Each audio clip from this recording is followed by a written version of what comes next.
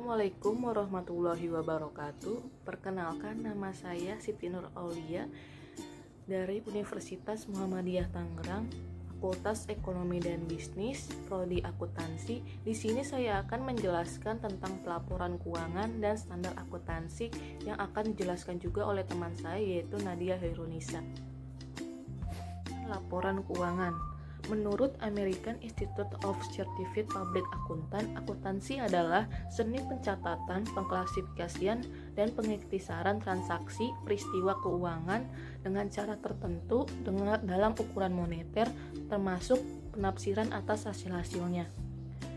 Tujuan akuntansi secara keseluruhan adalah memberikan informasi yang dapat digunakan dalam pengambilan keputusan. Ada banyak pihak yang memberikan pandangan secara berbeda mengenai akuntansi, yaitu yang pertama, akuntansi sebagai suatu ideologi, yang kedua, akuntansi sebagai bahasa bisnis, yang ketiga, akuntansi sebagai catatan historis, yang keempat, akuntansi sebagai realita ekonomi saat ini, yang kelima, akuntansi sebagai sebuah sistem informasi, yang keenam, akuntansi sebagai komoditas, yang ketujuh, akuntansi sebagai pertanggungjawaban, yang kedelapan, akuntansi sebagai teknologi.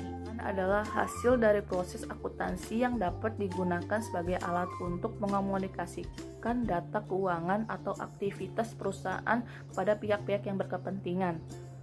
Urutan laporan keuangan berdasarkan proses penyajiannya adalah: yang pertama, laporan laba rugi atau income statement, yang kedua itu laporan modal pemilik atau statement of owner equity, yang ketiga neraca atau balance sheet, yang keempat laporan arus kas atau statement of cash flow.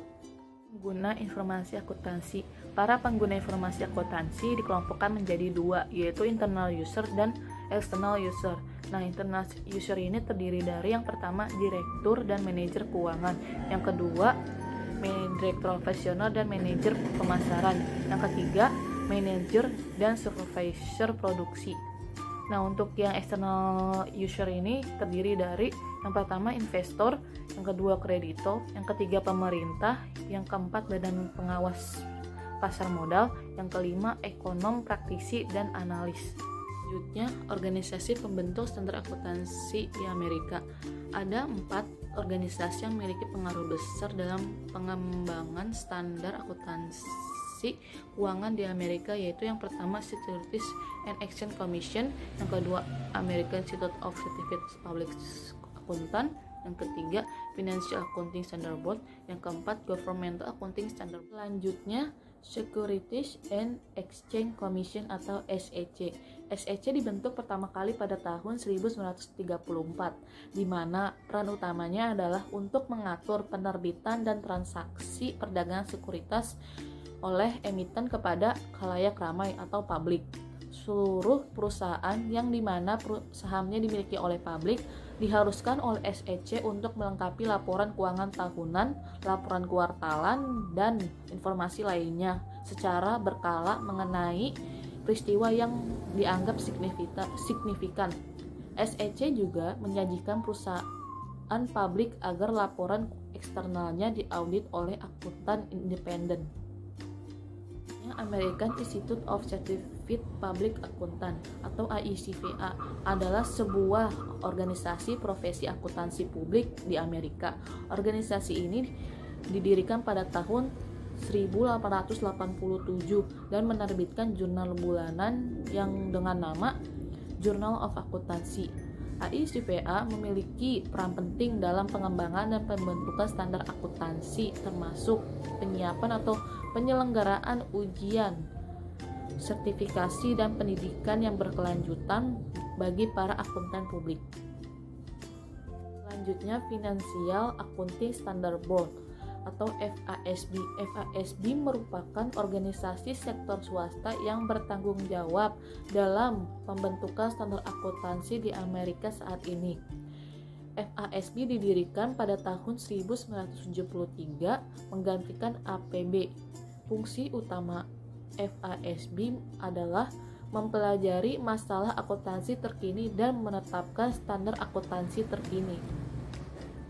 Selanjutnya, Governmental Accounting Standard Board atau GASB.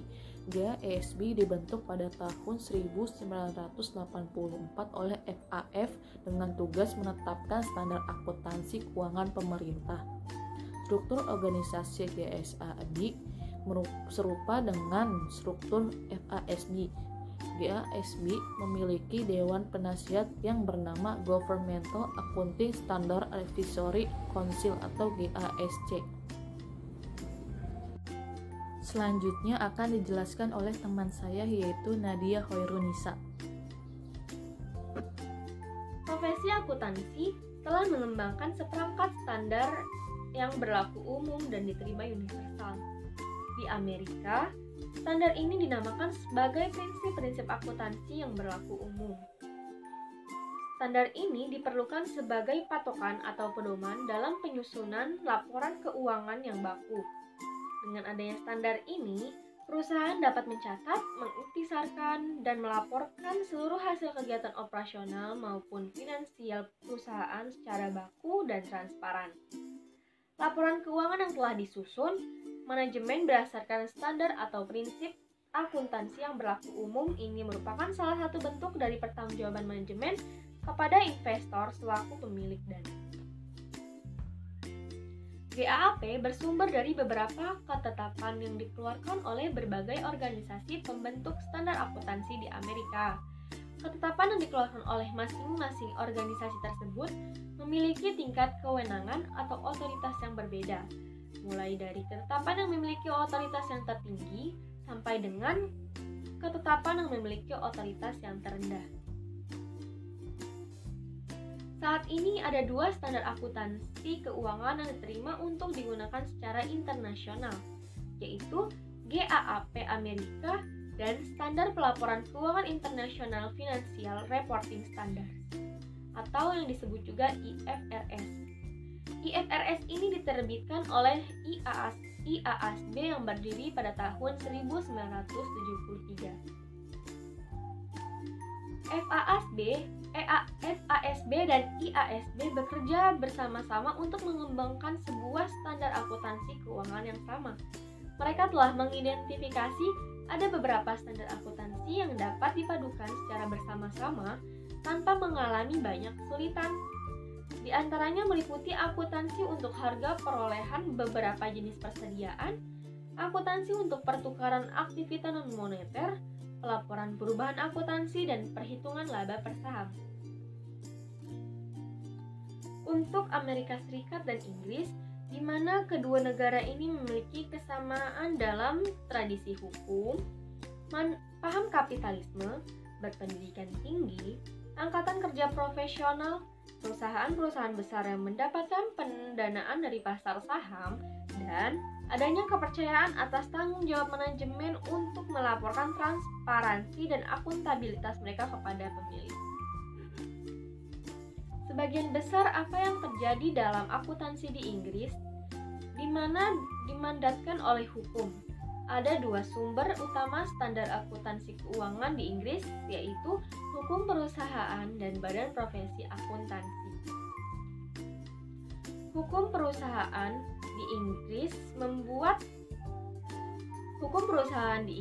memuat persoalan akuntansi di mana hukum ini juga mewajibkan bahwa semua perusahaan terbatas atau perseroan harus menjalani audit independen tahunan. Adapun di Amerika Serikat, pembuatan kebijakan akuntansi berlaku sistem share power. Setengah kekuasaan berada di tangan sektor publik dan setengah kekuasaan lagi berada di tangan sektor swasta. Bertentangan dengan Amerika Serikat dan Inggris, negara-negara Eropa dan Jepang walaupun mempunyai sistem ekonomi kapitalis, tetapi mereka secara historis tidak mempunyai ketergantungan pada pasar saham. Negara-negara Eropa dan Jepang lebih bergantung pada pinjaman bank. Penyusunan standar akuntansi di Jepang terutama merupakan fungsi pemerintah dengan sejumlah input. Di Jepang, akuntansi keuangan memiliki peranan yang tidak begitu besar dalam masyarakat. Hal ini dapat dapat dilihat dari sedikitnya para spesialis akuntansi dan keuangan yang dapat mencapai posisi ketingkatan direktur. Adapun implementasi standar akuntansi di negara Eropa, contohnya negara Jerman, berada di bawah hukum pajak. Persoalan pajak sangat mendominasi segala hal, di mana tidak ada pembuatan keputusan yang terpisah dari hukum pajak berkenaan dengan pemilihan prinsip akuntansi apapun juga. Laporan keuangan perusahaan di negara Jerman mencerminkan hukum-hukum pajak, sehingga tidak ada lagi perbedaan antara laporan keuangan yang disiapkan bagi tujuan pajak dengan laporan keuangan yang dipublikasikan. Persyaratan hukum yang mempengaruhi akuntansi dan pelaporan keuangan di Jerman memiliki supremasi mutlak. Mungkin hanya ini yang dapat kami disampaikan, kurang lebihnya kami mohon maaf. Wabillahi taufik wal hidayah. Wassalamualaikum warahmatullahi wabarakatuh.